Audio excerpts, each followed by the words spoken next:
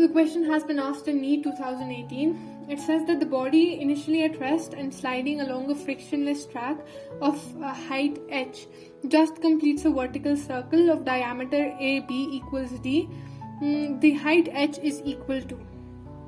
So what we're given with in the question is that there is a body and it's sliding along a frictionless track of height h, and as it does that, it just completes the vertical circle of diameter. So the circle is of diameter AB. So if this is our diameter, then it's of diameter AB, right? And this AB is given to be equal to D. This is our diameter.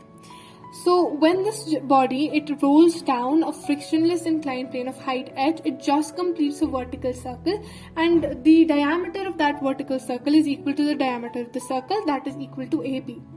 Now, to complete a vertical circle, our velocity at the initial point, our initial velocity has to be under root 5gr. It is a general statement that whenever a body just completes the vertical circle, that means it has to pass through the point where the spring has the minimum tension, or it is most prominent to slack off, right? To slack.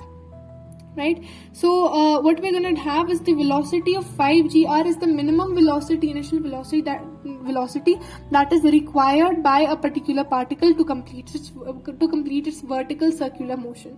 Now this r can be written as d upon 2 because diameter is given as d, and divided by 2 gives us its radius. So velocity has to be equal to under root 5g into diameter divided by 2.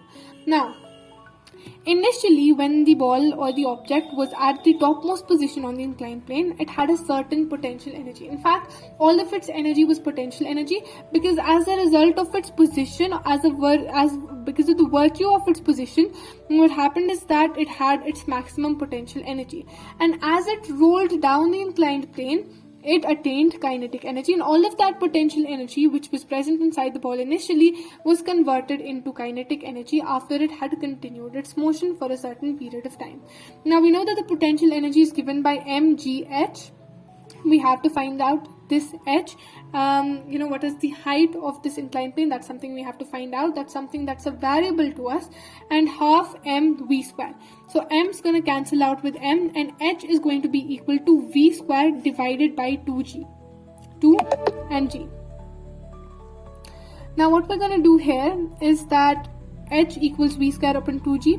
We have all of these values. We are given with velocity equals under root 5g d upon 2. Now when we're squaring it, the square cancels the root and we get 5g d upon 2 multiplied by 2 into g.